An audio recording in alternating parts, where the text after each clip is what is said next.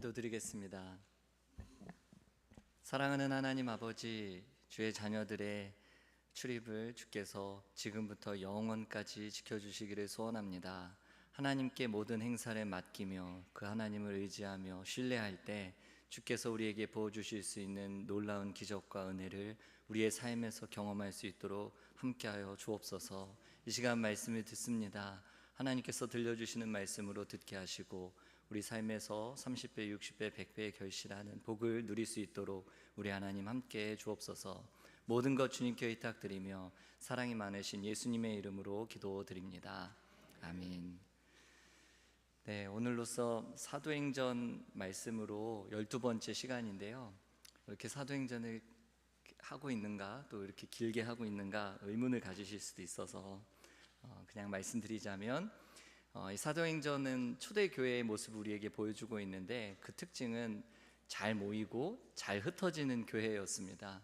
근데 저희 샴페인 어바나 한인교회가 바로 잘 모이고 또 잘 흩어지는 교회가 되어야 하겠다, 그리고 될 수 있겠다라는 생각이 들어서 이 사도행전 말씀을 함께 나누기로 연초에 생각을 했고 지금 12번째 시간을 맞게 됐습니다.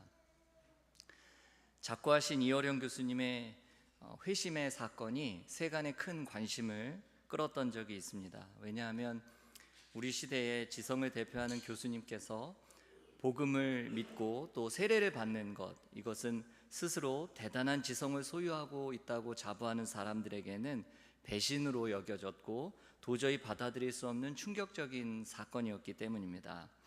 그래서 이어령 교수님 같은 지성인이 어쩌다가 저런 맹신적인 종교인이 되었는가, 사람들은 도저히 이해할 수 없었습니다. 얼마 전 읽었던 파스칼 평전에서 이 그리스도에게 사로잡혀 예수님의 증인으로 살고자 했었던 수학자이자 과학자이자 또 철학자였던, 그리고 위대한 신학자였던 파스칼을 생각하며 이 니체가 너무도 괴로워했다는 이야기를 읽게 되었습니다. 우리가 알다시피 니체라는 사람은 기독교를 혐오했던 무신론 과학자입니다. 무신론 철학자죠. 그런데 그런 니체가 평생 흠모했던 사람이 바로 파스칼이었습니다. 니체는 내 핏줄에 파스칼의 피가 흐르고 있다라고 이야기할 정도로 파스칼을 아끼고 사랑했다고 합니다. 그런데 그런 파스칼을 그리스도인으로 만든 이 기독교를 니체는 절대 용서할 수 없었습니다.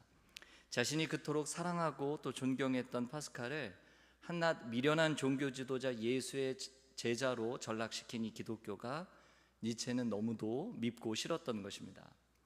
그런데 이 파스칼이 쓴 팡세라는 책을 보면요, 이런 고백이 나옵니다.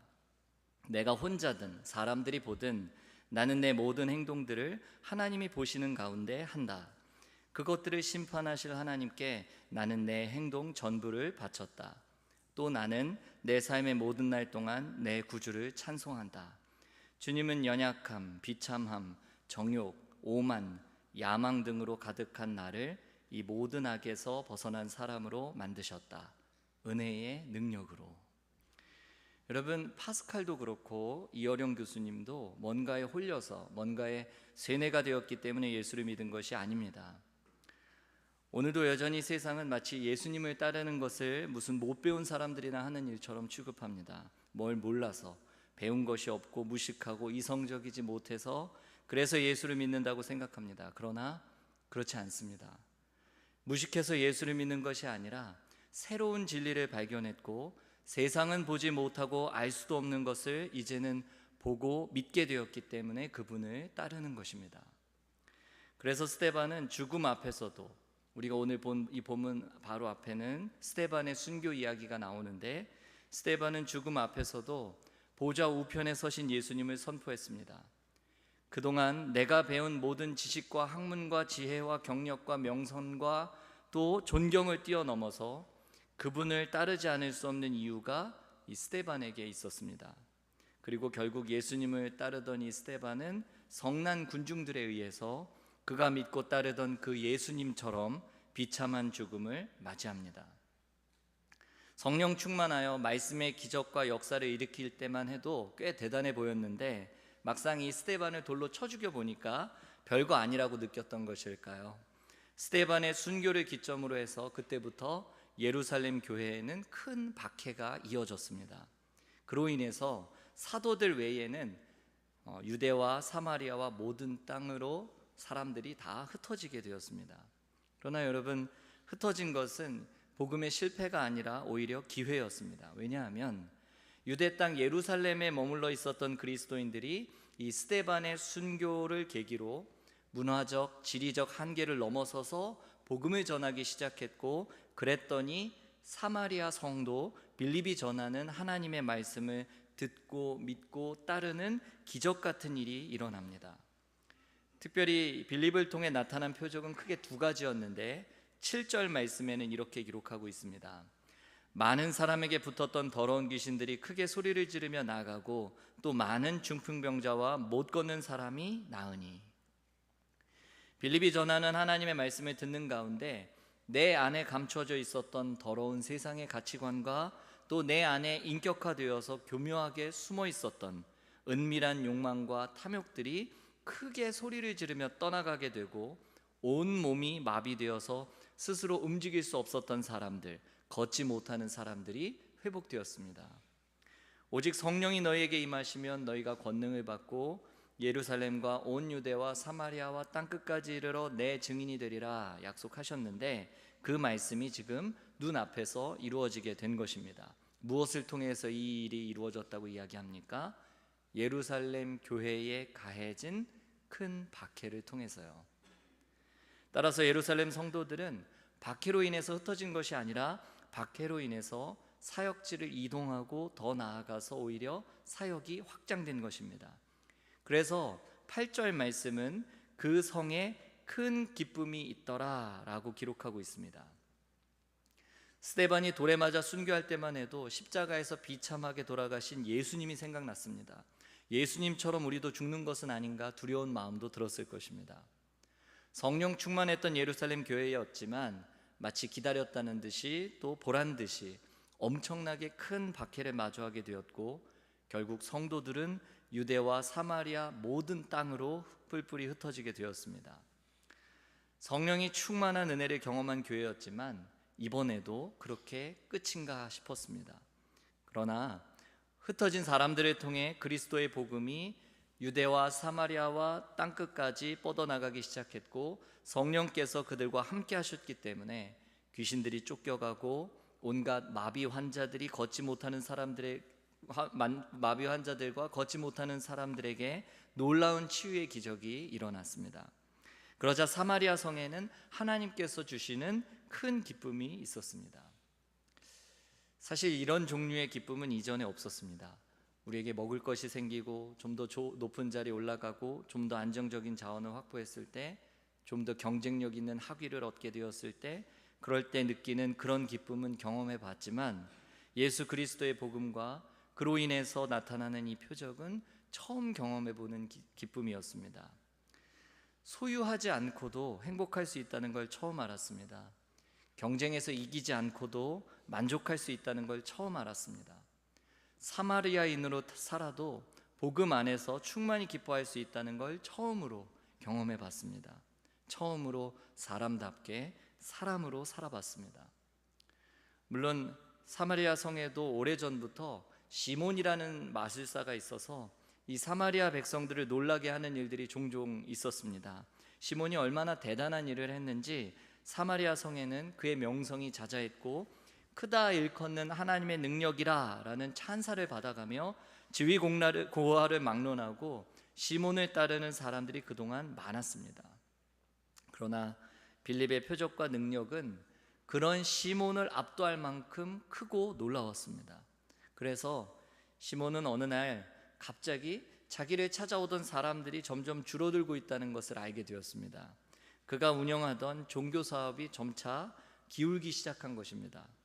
그래서 이전처럼 장사가 잘 안 되는 이유를 알아보니까 자기 손님들이 빌립에게로 다 빠져나가고 있다는 것을 알게 되었습니다. 그래서 이 경쟁자의 가게에서 사용하는 과연 이 비법 소스가 무엇인지를 알아보려고 손님으로 가장해서 찾아가 봤습니다. 빌립이 전하는 비법 소스는 다음과 같았습니다. 12절 말씀에 이렇게 기록합니다. 빌립이 하나님 나라와 및 예수 그리스도의 이름에 관하여 전도함을 그들이 믿고 남녀가 다 세례를 받으니. 여기 빌립의 비법 소스, 즉 그가 전하는 복음의 내용이 소개되고 있습니다. 예수께서 그리스도가 되셔서 하나님 나라를 우리에게 가져왔다는 소식, 그래서 이제는 어둠의 나라, 사탄의 나라가 쫓겨가고 있다는 소식이었습니다. 예수 그리스도의 이름에 관하여 전했다라는 것은 곧 예수가 왕이요 구세주라는 사실을 전했다는 것이고, 그 이름의 권능에 대해서 전했다는 뜻입니다. 그러자 예전에는 이 시몬의 단골 손님이었었던 사람들이 빌립이 전하는 복음을 듣고 믿고 세례까지 받았다는 소식을 듣게 됩니다. 12절 말씀을 다시 한번 보겠습니다. 빌립이 하나님 나라와 및 예수 그리스도의 이름에 관하여 전도함을 그들이 믿고 남녀가 다 세례를 받으니. 사랑하는 성도 여러분, 우리가 가짜를 상대하는 유일한 길이 있다면 진짜를 보여주는 것뿐입니다. 빌립은 시몬이 주는 매력과 마력을 능가하는 진짜 매력을 보여주었습니다. 시몬의 거짓 주문, 그러니까 스펠을 이기는 길은 오직 복음, 가스펠밖에 없다는 것을 증명했습니다. 그랬더니 거짓 사술의 이 우두머리였었던 시몬조차 세례를 받고 전심으로 빌립을 따라다니기 시작합니다. 이전에는 마술로 사람들을 미혹하던 사람이었는데 성령이 행하시는 진짜 표적과 능력을 보고 완전히 매료되었던 것입니다. 그래서 자신의 가게의 메뉴판을 바꾸는 정도가 아니라 그 가게를 폐업하고 그리스도를 따라 나섰습니다. 대단한 결심이고 아주 큰 변화가 아닐 수 없습니다. 왜냐하면 이 시몬의 항복은 곧 사마리아가 복음 앞에 항복한 사건을 예표하기 때문입니다. 이 같은 회심의 놀라운 역사가 사마리아에서 일어나니까 이 소식은 순식간에 예루살렘에 있는 예루살렘 교회의 사도들의 귀에 들어가게 됩니다. 14절 말씀입니다. 예루살렘에 있는 사도들이 사마리아도 하나님의 말씀을 받았다함을 듣고 베드로와 요한을 보내매. 회심에서 가장 우선적이고 중요한 것은 하나님의 말씀을 받는 것입니다. 하나님의 말씀을 나의 현실로 받아들이고 내 이야기에 취해서 내 멋대로 나의 인생의 이야기를 쓰며 살아오던 사람이 자신의 이야기를 하나님의 이야기로 바꾸는 것입니다. 우리가 예배당에서 예배를 드리며 눈물 콧물 쏟아가며 회개 기도하는 것은 회심의 결과지 그것 자체가 회심을 의미하지는 않습니다. 오직 하나님의 말씀을 자신의 현실로 받아들이는 것, 그것이 곧 회심입니다. 사마리아 성의 이러한 회심을 확인해 보기 위해서 베드로와 요한이 예루살렘 교회에서 한 걸음에 달려왔고, 사도들이 사마리아 사람들에게 안수했더니 예루살렘 교회에 임했던 성령께서 사마리아 사람들에게도 임하시는 놀라운 광경을 목격하게 됩니다. 그야말로 사마리아 성에 복음의 문이 활짝 열렸고 모든 것이 순탄하게 잘 되어가는 듯 보였습니다. 그러나 바로 그 순간이 사탄도 역사할 수 있는 가장 좋은 기회가 되었습니다. 잘 믿고 열심히 믿고 헌신하는 가운데 언제든 사탄은 우리의 열심과 우리의 헌신을 이용해서 우리 자신과 교회를 망가뜨릴 수 있습니다. 권력이 강해질수록, 부자가 될수록, 지도자가 될수록, 영향력이 커질수록, 신앙이 좋다는 칭찬을 들을수록, 설교가 좋아졌다는 찬사를 받을수록, 교세가 커질수록 사탄은 훨씬 더 수월하게, 더 효과적으로, 더 성공적으로 역사할 수 있습니다. 제임스 테니가 했던 이야기인데, 내 증인이면서 동시에 그리스도의 증인이 될 수는 없기 때문입니다.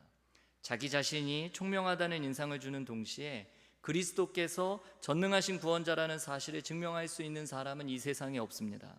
그래서 사탄은 늘 그런 빌미를 우리에게 제공해서 우리를 유혹하고 절대 그런 틈을 놓치는 법이 없습니다. 사도들이 사람들에게 안수했더니 성령이 임하시는 것을 보며 그 순간 시몬은 하나의 공식을 발견했습니다. 성령의 나타남이 곧 안수하는 것과 관련이 있다는 사실을 알게 된 것입니다. 전직 마술사였던 이 시몬의 눈에 사도들의 안수는 마치 주문을 거는 주술 행위처럼 보였습니다. 그래서 그는 주문 거는 그 방법만 나에게 알려주면 사도들에게 돈을 주겠다고 제안합니다. 사도들의 안수 사역을 보니까 새로운 종교 비즈니스의 대박 아이템을 찾게 되었다라고 생각했습니다. 19절 말씀은 이렇게 기록합니다. 이르되 이 권능을 내게도 주어 누구든지 내가 안수하는 사람은 성령을 받게 하여 주소서 하니. 결국 이 시몬이 원하는 것은 기술이었지 항복이 아니었습니다. 그리고 이러한 발상은 시몬이 너무 순진하고 뭘 몰라서가 아니라 하나님을 이용하고 통제하겠다는 교만, 자신이 하나님이 되겠다는 욕망에서 비롯된 망상이었습니다. 먼저는 이 권능을 내가 소유하겠다고 마음먹었습니다. 그리고 일단 내 소유가 되면 언제든 원하는 때면 언제든지 사용할 수 있으리라 믿었습니다. 사랑하는 성도 여러분, 성직 매매 행위를 영어로는 사이머니라고 부릅니다. 오늘 본문의 이 시몬, 사이먼의 이름에서 나온 단어입니다. 그리고 우리 시대에도 이런 성직 매매는 여전히 다양한 형태로 성행하고 있습니다. 큰 교회의 목사가 되는 치열한 경쟁에서 이기기 위해서 박사학위와 같은 스펙을 쌓는데 큰 돈을 쓴 사람이 있습니다. 집사, 권사, 장로 등 임직을 받는 조건으로 경쟁적으로 헌금을 요구하는 교회들이 있습니다. 정치 집단에 줄을 대고 정치적인 영향력을 과시하기 위해서 광장에 나아가서 마이크를 잡는 사이비 목사들이 있습니다. 무리하게 빚을 내서 건물을 지어 올리고 수적인 성장을 과시하려는 교회들 역시 현대판 성직 매매 혹은 성령 매매입니다. 여전히 인기가 많은 간증 집회 영상을 보면 과거에 자신의 죄를 회개하고 회심한 사람들이 자신의 회심을 자랑하는 경우를 종종 보게 됩니다. 물론 하나님께서 역사하셨고 하나님께서 베푸신 은혜라고 자랑하지만 사실 그 끝에 가보면 결국 그렇게 회심해서 변화된 나, 특별한 은혜를 받아서 특별해진 나를 자랑하는 경우가 훨씬 많습니다. 이제껏 잘못은 본인이 다 저질러 놓고 죄도 본인이 다 지어 놓고 회심했다는 이유로 회심한 나를 자랑하는 이 어처구니 없는 모습을 간증해서 수도 없이 봅니다. 하나님이라는 단어를 사용하고는 있지만 믿음의 대상이 하나님이 아닌 자기 자신인 경우가 너무도 많습니다. 회심한 나, 예배 열심히 드리는 나, 주님을 바라보게 된 내가 곧 믿음의 대상입니다.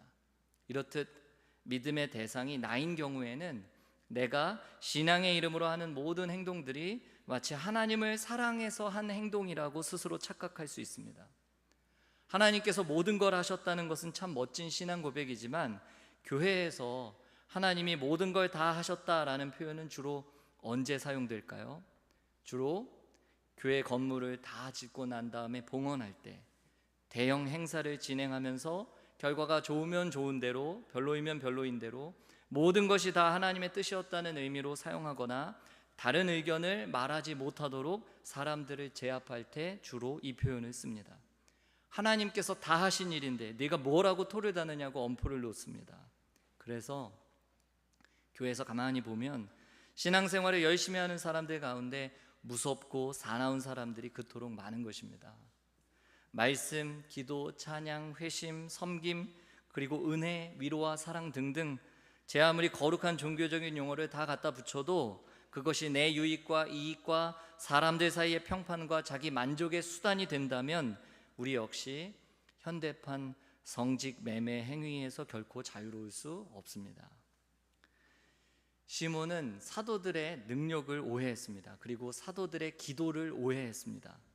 사도들의 기도는 시몬의 생각과는 달리 하나님의 뜻을 구하는 기도였습니다. 더 정확하게 말씀드리면 하나님의 뜻을 알려달라고 하는 것이 아니라 하나님의 뜻에 순종할 수 있게 해달라는 기도였습니다. 자신들은 죽고 예수님이 살아서 역사하시게 하는 겸손의 능력을 위해서 기도했고 그런 마음으로 사마리아 성도들에게 안수했습니다.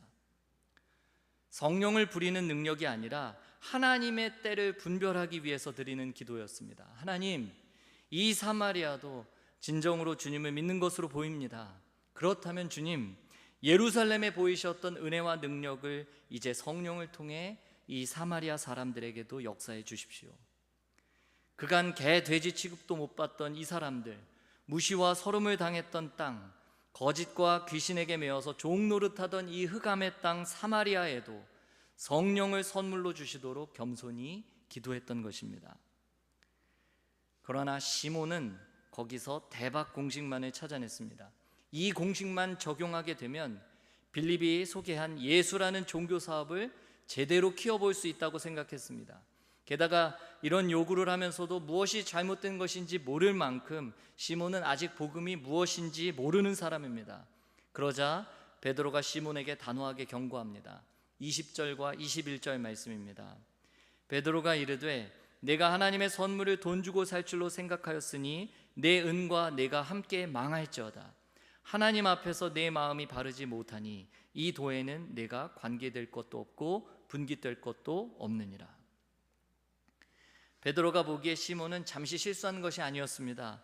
마술사로 오랜 세월 사마리아 사람들의 마음을 훔치는 일에 익숙했던 시몬에게 성령은 임의로 부릴 수 있는 효과 좋은 마법 주문이었고 대박 성공을 실현시켜줄 대박 아이템이었을 뿐입니다. 이처럼 돈이면 다 된다고 믿는 세상에서 그 돈으로 성령마저 소유할 수 있다고 생각했던 시몬에게 베드로는 당장 돌이킬 것을 요구합니다. 22절과 23절 말씀을 읽어드리겠습니다. 그러므로 너의 이 악함을 회개하고 주께 기도하라. 혹 마음에 품은 것을 사하여 주시리라. 내가 보니 너는 악독이 가득하며 불의에 매인 바 되었도다. 만약에 이제라도 그 마음을 바르게 하지 않으면 아나니아와 삽비라처럼 돈과 함께 망하게 될 것이라고 경고합니다. 성도 여러분, 사도들을 전심으로 따르고 있다고 해서 그것이 내가 진짜라는 증거는 아닙니다. 내가 열심히 열정적으로 사역을 하고 있다고 해서 내가 자동적으로 하나님께서 인정하시는 하나님의 사람이라는 뜻은 아닙니다. 주님은 우리에게 말씀하셨습니다. 너는 절대 두 주인을 섬길 수 없다. 여호수아는 말합니다. 바알과 여호와 가운데 누구를 섬기겠느냐? 엘리야는 말합니다. 언제까지 바알과 여호와 사이에서 머뭇거리겠느냐? 우리는 시몬처럼 사도들을 전심으로 따르면서도 뒤로는 여전히 다른 꿈을 꿀 수 있는 사람들입니다. 우리가 하나님께 영광을 돌린다고 말하고 하나님의 뜻을 이루어드리겠다는 말로는 충분하지 않습니다. 그동안 숱한 탐욕스러운 죄악들이 하나님의 영광과 그분의 뜻이라는 이름으로 자행됐고 지금도 이런 종교 비즈니스는 여전히 24시간 성업 중이기 때문입니다. 오늘 본문은 시몬을 통하여 우리에게 묻고 있습니다. 나는 과연 성령을 사랑하는 그리스도인인가 아니면 성령을 사용하는 종교 기술자인가 묻고 있습니다. 목회자인가 아니면 종교 장사꾼인가를 저에게 묻고 계십니다. 우리는 하나님 나라를 위해서 성령께 순종하는 사람입니까? 아니면 나의 영광과 내 나라를 위해서 성령을 부리는 사람들입니까? 사랑하는 성도 여러분, 돈이면 무엇이든지 할 수 있다고 생각하는 이 시대에 어느새 성령조차 돈을 주고 부릴 수 있는 대상이 되곤 합니다. 물론 시몬이 처음부터 악의를 가지고 있었던 것은 아닌 것 같습니다. 다만 처음에는 순수한 마음으로 사도들을 전심으로 따랐지만 시몬은 따른다는 것이 무엇을 의미하는지 몰랐습니다. 내가 살아온 삶의 방식, 내 삶의 의미로 여겨졌던 것을 모두 뒤로 하고 주인이 바뀌고 세계관이 바뀌고 나라가 바뀌었다는 사실을 내 삶의 현실로 받아들이는 것, 그래서 새로운 나라의 백성으로 사는 것이 회심이고 이것이 주님을 따른다는 의미인 줄은 꿈에도 몰랐습니다. 그냥 사도들이 멋져 보였고 그들의 인기가 부러웠습니다. 손을 얹고 안수하면 성령이 임하시고 자신이 행했던 마술과도 비교할 수 없는 그런 놀라운 역사가 눈앞에 펼쳐지니까 그냥 그 능력이 갖고 싶었습니다. 세상에서는 좋은 게 있으면 돈 주고 사면 그만입니다. 사실 그러려고 돈을 버는 것 아니겠습니까? 그래서 시몬은 돈으로 성령의 능력을 사서 사도들과 같이 능력을 행사하고 싶었습니다. 금식 기도를 하고 철야 기도를 하고 작정 기도를 하고 일천번제를 드려서라도 기어이 성령의 능력을 받아내고 싶었습니다. 이런 시몬의 이야기는 멀리 있는 남의 이야기가 아닙니다. 이처럼 하나님의 말씀도 성령도 내 소유의 대상이 아니라 순종의 대상이고 사랑의 대상이라는 것을 우리가 인식하지 않으면 어느 누구도 시몬의 유혹에서 자유롭지 않습니다. 열심히 헌금하고 희생도 하고 내가 최선을 다해서 헌신할 테니 내가 원하는 것을 달라고 요구하는 것은 협상이지 기도가 아닙니다. 하나님께 영광을 돌리고 있다는 내 과장된 신념이, 하나님의 말씀을 따르고 있다는 내 잘못된 확신이 내가 하나님을 이용하고 있으면서도 마치 내가 그분을 따르고 있는 줄로 착각하게 만듭니다. 그렇다면 우리는 지금 성령을 사랑하는 사람입니까? 아니면 성령의 능력을 이용하는 사람입니까?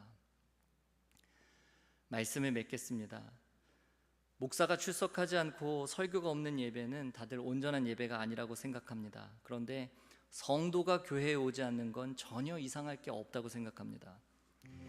우리가 일주일에 단 한 번 드리는 예배조차 온 마음을 다해서 온전히 드리지 못하는데 일상의 삶에서 우리가 과연 하나님을 예배하며 살 수 있겠습니까? 있다고 믿는다면 스스로 속는 겁니다. 여러분, 우리가 만일 하나님을 만군의 주요 만왕의 왕이라고 고백하고 있다면, 우리 주님이 정말 우리의 왕이시라면 마땅히 그분을 왕답게 대우해야 옳지 않습니까? 그런데 어떻게 내가 쓰다 남은 시간 드려도 되고 먹다 남은 음식 드려도 되고 어쩌다 시간 나면 대충 짬내서 만나도 되는 그런 분으로 취급할 수 있습니까? 그러다가 어려운 일만 생기면 이 모든 게 다 하나님 탓입니까? 그분이 나를 돌봐주지 않아서, 그분이 일을 성실하게 하지 않아서 나만 어렵습니까? 오늘 내 삶이 힘든 이유가 전부 주님 때문이라고 여러분 감히 말할 수 있습니까? 내가 그렇게 하나님 앞에 헌신했는데 하나님이 잘 챙겨주시지 않아서 내가 취업이 안 됐다고 그렇게 말할 수 있습니까? 주님을 만왕의 왕이요 만주의 주라고 우리가 입버릇처럼 고백하지만 주님을 이용해서 그분을 이용할 줄만 알았지 그분을 사랑하는 사람들을 찾기가 너무도 어려운 시대입니다.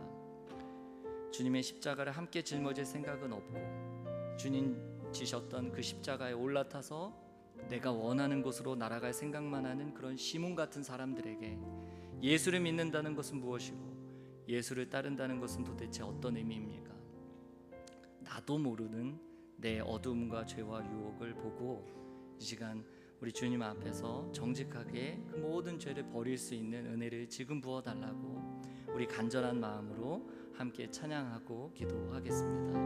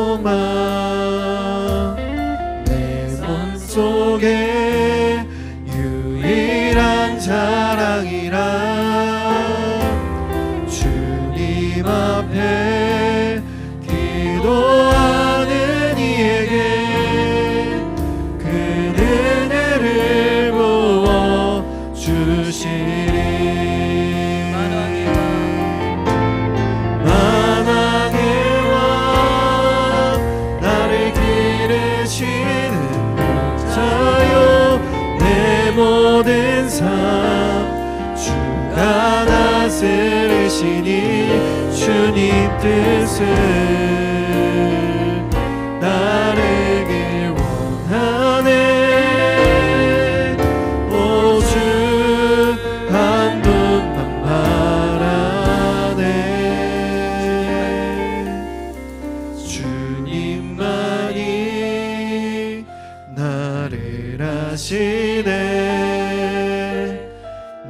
모든 삶 주가 만지시네.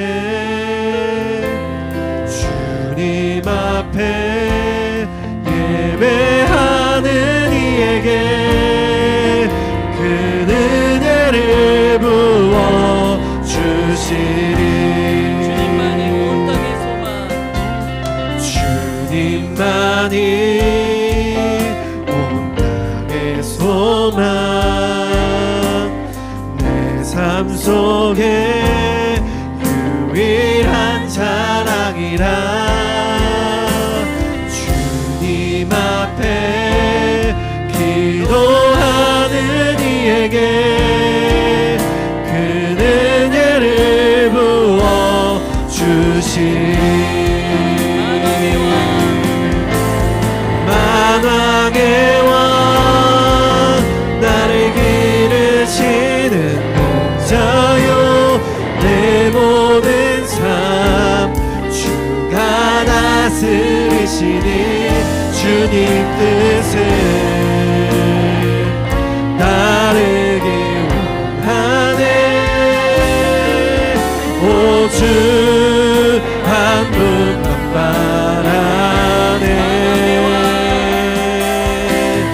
만왕의 왕 나를 기르시는 목자요 내 모든 삶 주가 다스리시니 주님 뜻을 따르기 원하네. 오직 한 분만 바라네.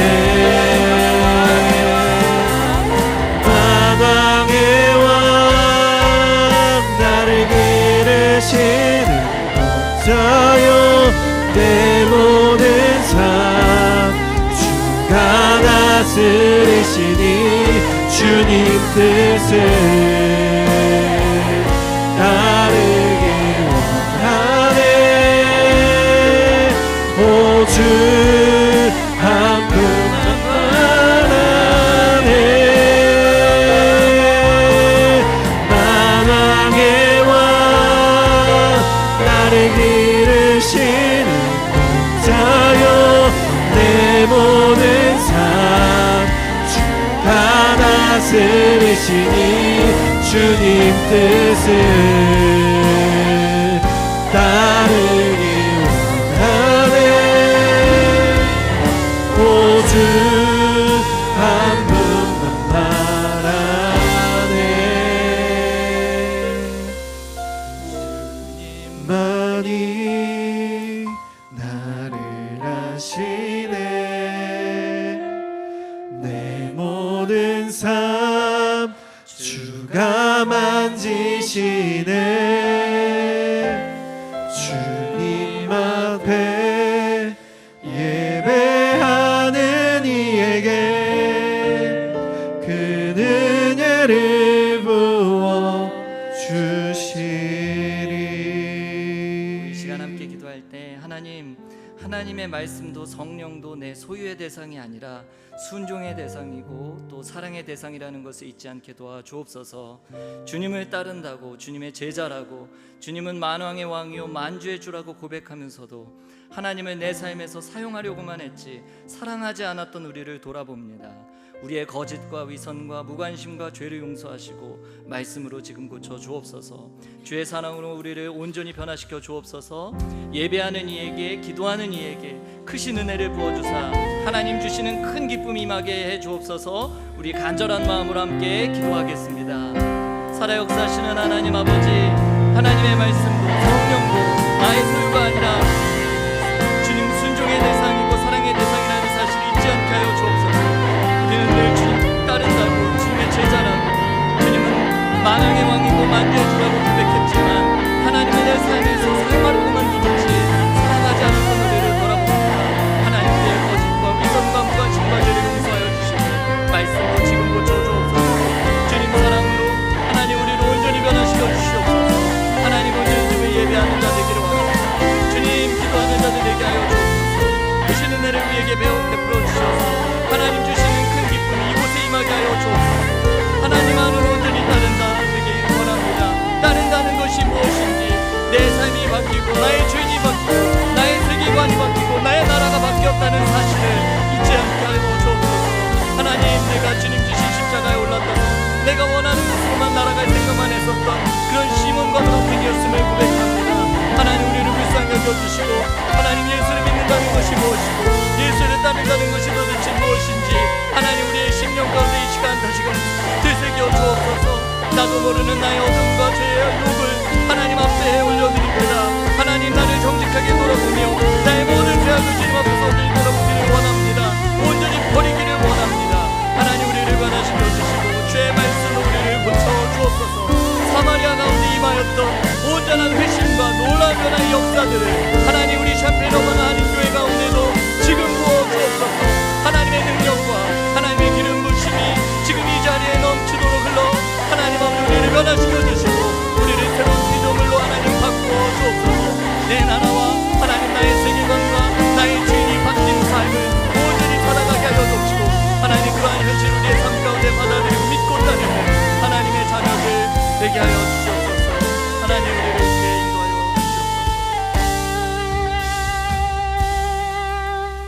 좋으신 하나님 아버지, 하나님의 말씀도 성령도 내 소유가 아니라 순종의 대상이고 사랑의 대상이라는 사실을 잊지 않게 하여 주옵소서.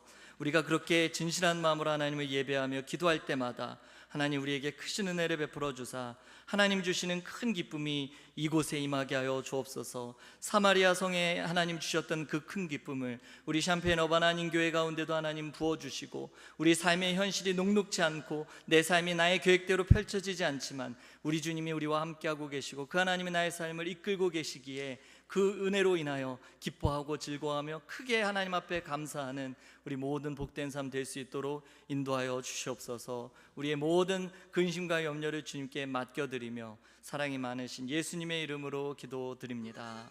아멘.